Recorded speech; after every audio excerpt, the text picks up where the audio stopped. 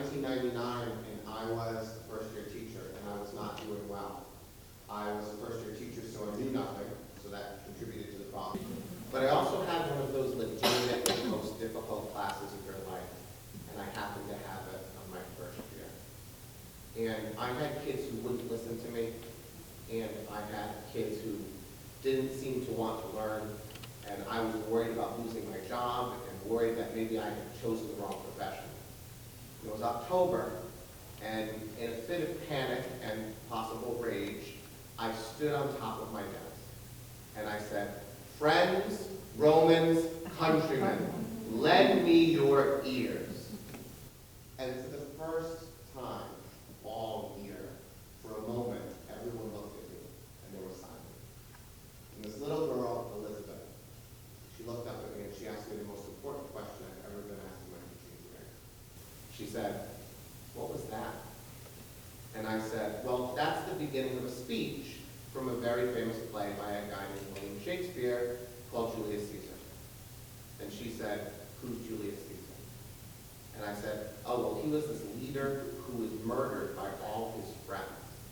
And then a boy who had not listened to me for the entire year said, "How was he murdered?" And I said, "Oh, he was stabbed by his closest friends." And at that moment, I knew everyone was listening to me. And Elizabeth said, "Can you tell us the story?"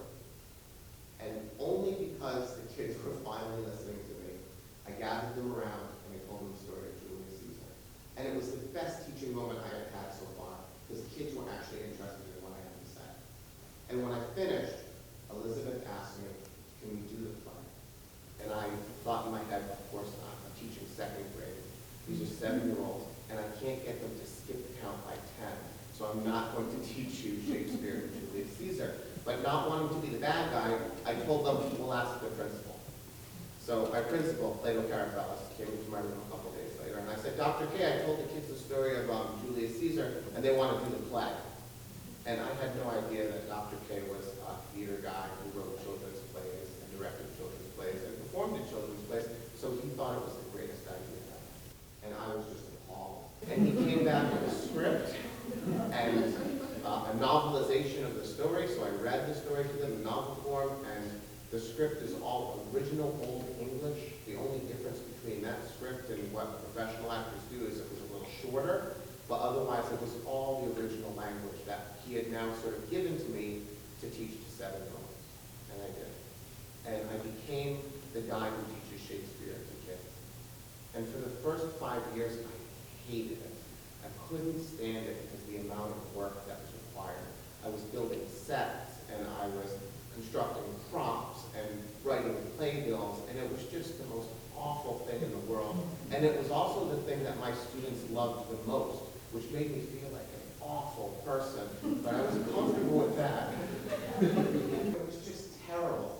And then finally, in my 5th year of teaching, I did Hamlet, and it proved to be the worst performance of any class ever, and that's why it's my favorite. We do performances for students throughout the day, but I do an evening performance for the parents, and that's the important one, because that's the one that we have to show the parents that I have not wasted the last 3 months of your child's life memorizing hundreds of lines of Old English that you don't even understand.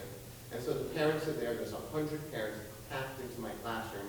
I've built a stage in the room as well, so we perform right there. It's 90 degrees. It's always hot because I foolishly do it in June. And things started going wrong. A boy named Zach, who's playing Polonius in the play. Polonius is the king's counselor. He's supposed to come on stage with a note. And he's supposed to say, "I have a note for the king." And Zach has forgotten the note, because props are always the problem in all children's theater, because they all want a prop and they all want to forget the prop. And so Zach doesn't know he doesn't have the note, but because he's in 3rd grade, I'm teaching 3rd grade now, he doesn't know he doesn't have the note until literally his fingers are right in front of him. Because 3rd graders only think 1 second ahead. So Zach says, "I have a note." And there's a beat when he waits, and he says, "that I have memorized. And I have photographic memory, and I will tell you what it is right now." The first thing I did was laugh, and then I was so happy, because Zach had solved the problem. He solved it as Polonius, because that's what Polonius would have said. And I thought, great.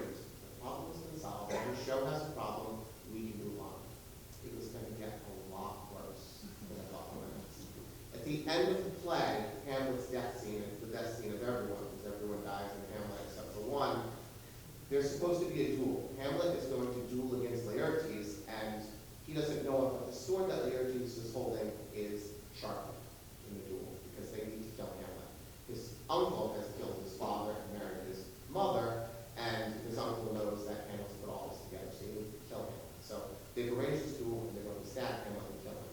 But King Claudius has another plan too, a backup plan, just in case, because Hamlet's a great swordsman. He's worried that Laertes isn't going to be able to get a hit. So he's poisoned a pearl, and the plan is to drop the pearl into a glass of wine and present the pearl and the wine to Hamlet as a toast. Hamlet will drink the wine and get poisoned. The girl, Gertrude, whose real name was Molly, forgot the cup when she came on the stage, and she forgot the pearl. And third graders, for whatever reason, they don't understand that you can just walk off the stage and get the cup at any point during the scene. It's sort of like they're locked on the stage at that point. They don't understand that they're doing that. And so I'm not aware she doesn't have the cup.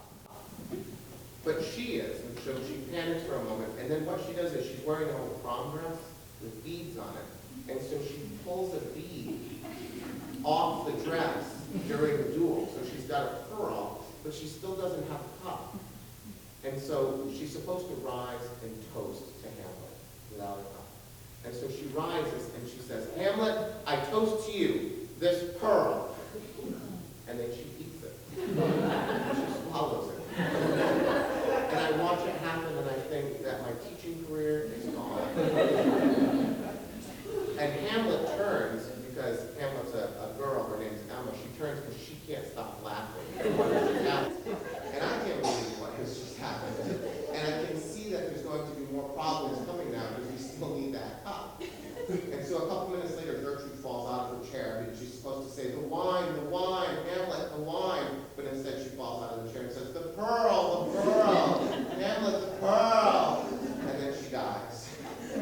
And we're supposed to take the cup, and Claudius is supposed to sort of be force-fed the wine, and that doesn't work. So Hamlet picks up a knife and just pretends to stab Claudius until Claudius is dead. And then at the end of the play, the last character, Horatio, he's the only one who's going to live. Hamlet's been stabbed and he's dying. And Horatio ponders killing himself. And so he's supposed to look for some more wine. He says to Hamlet, he's supposed to say, where's the wine? But instead, he looks around and he goes, Hamlet, are there any more pearls? And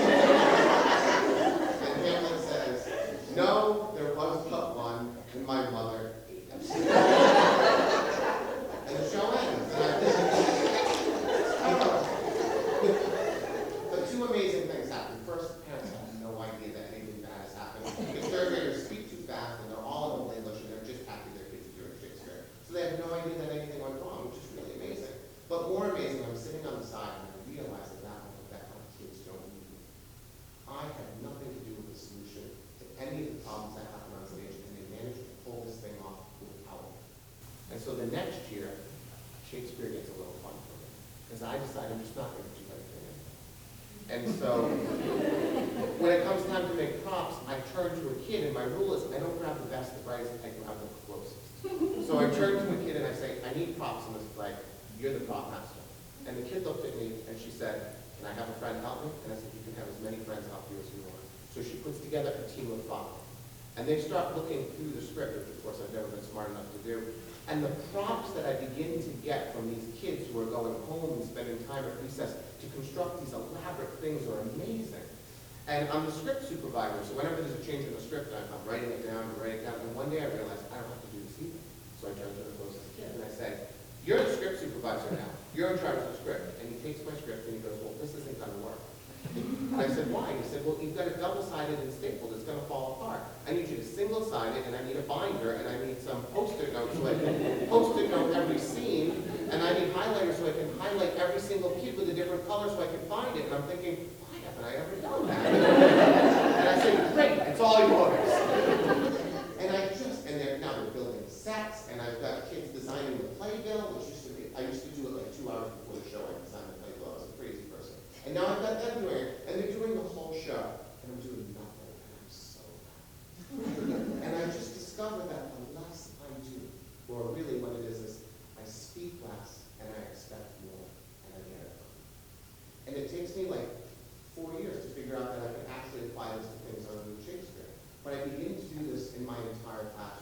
So my finest math lessons, which I do all the time, is the easiest to plan. I walk into the classroom with 3 incredibly difficult word problems. I put them up on the board and I say, guys, this is one of those days when I'm not talking to you. I say you have 30 minutes, you have to solve these word problems, and I'm not talking. And I go and I sit at my desk and I put my feet up and I start reading the book. And I actually read the book. I do nothing. And I say, solve the problem. And so at first they all start working on it individually because someone wants to be the hero. But I have constructed really difficult word problems. So eventually you see them start to pair up. And then the pairs become 4s, and the 4s become 8s. And they start working on the word problems. And they work harder than they've ever worked with before, and I'm doing nothing. I speak less, and I expect more. And by the end of the year, when I walk in and I do these things, there's a leader in the class who stands up and says, okay, we've got 30 minutes, we've got 3 problems. Let's divide into teams. Why do all 3 when each one of us can just do one? And now they construct these groups, and they say, well, this is a geometry problem. Who's really good at geometry? Let's put you on these teams. And they do these amazing things. And I don't do anything. And it makes my wife crazy when I tell people this, because it makes me sound like a bad teacher. But I try to say nothing. I try to do nothing in my classroom now. I try to give them incredibly difficult things to do, and I try not to help them whenever possible. It makes my job so much easier, and they learn so much more. And so this has sort of become my philosophy. And the kids have grown to know this. You know, I'm known as the lazy teacher, the guy who really doesn't help us. They help themselves. And so this year sort of became the epitome of that circumstance for me. I have a personal assistant in my classroom, and I have a personal secretary. So they take care of everything for me. And my personal secretary, her name is Samantha, this year, she took over the role of best personal secretary, which is sort of proud of that. I had my payroll manager quit. Too much pressure. Okay, that was like too much for her. She just couldn't take it. So she said, I'm quitting payroll manager. And I said, fine. But I was really annoyed because I have this process to hire people where I like have to tell everyone the job's available and they get to raise their hands. And I just didn't want to have to deal with it. So I looked at Samantha, who was sitting closest to me, and I said, Samantha, I need a new payroll manager. Just find someone for me. You can pick up or you can do the job yourself. She said, fine. And so she went off. And 2 hours later, she came to me and she said, I have to make an announcement for the class. And I don't know why she asked. She runs the class right away. But I said, sure, go right ahead. And so she gets up in front of the class and she says, we need a new payroll manager. I have an application here that you're going to have to complete. You need 2 letters of reference, and I'm doing interviews on Friday for recess. And I thought, I'm not going to hire anyone ever again. On the first day of school, I'm just going to pick the kid who's sitting closest to me, and I'm going to say, you're in charge of hiring all 20 of the jobs. Because you know the kids better than me. You've been with them since kindergarten. Why have I been hiring kids for 15 years and going through 2 weeks of torture when I can just have a kid do it for me? And so that's what I'm going to do this year. I'm not going to hire anybody. I'm going to hire 1 kid to hire everybody. And it's going to be great. I know it's going to be great. And so the other person in my class was my personal assistant. His name was Jack. And Jack was all about trying to impress me. And so Jack would come to me. He'd hear that I have a problem, and he'd try to solve it instantly. Even problems you should not be trying to solve. And so one day he came to me and he said, okay, I need a new problem. And I said, all right, Jack, fine. I have a lawnmower in my shed that doesn't work. The dump won't take it. My wife will not let me illegally dump it in another place because she has morals, which I do not. But I don't know what to do with this lawnmower, so solve that problem, Jack. Have a nice day.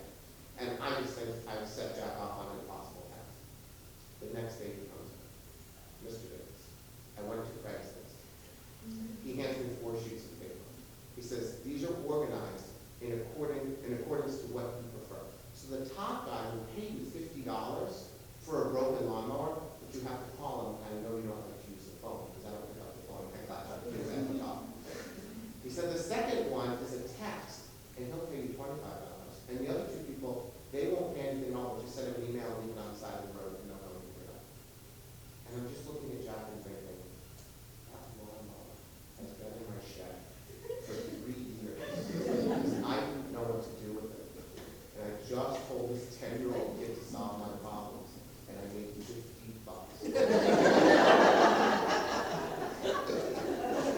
So I am trying to commit myself as much as possible to speak less and to expect more.